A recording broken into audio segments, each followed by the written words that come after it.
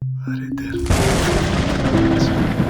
Saliendo del pretorio, marcha una procesión con rumbo al Calvario, llegando a un varón. La cruz sobre su espalda, ya dándole está, no puede caminar,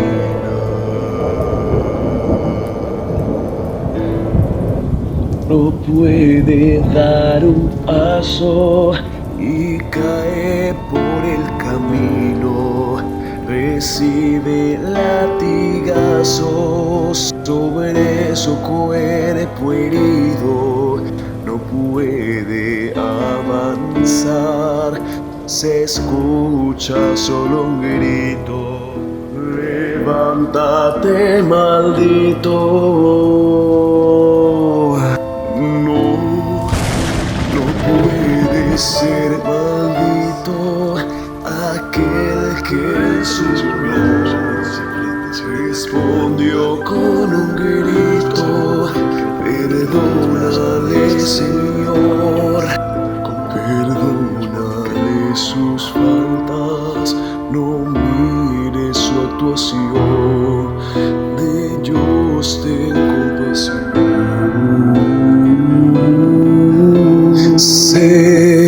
Sed tengo de un amigo, sed tengo de amor, sed tengo de un humano que de su corazón, que reconozca el mío entre ese gran amor para su redención.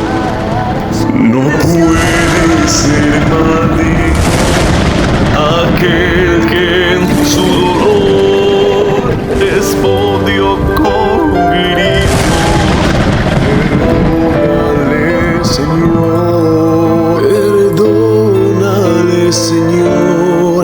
Se escucha solo un grito: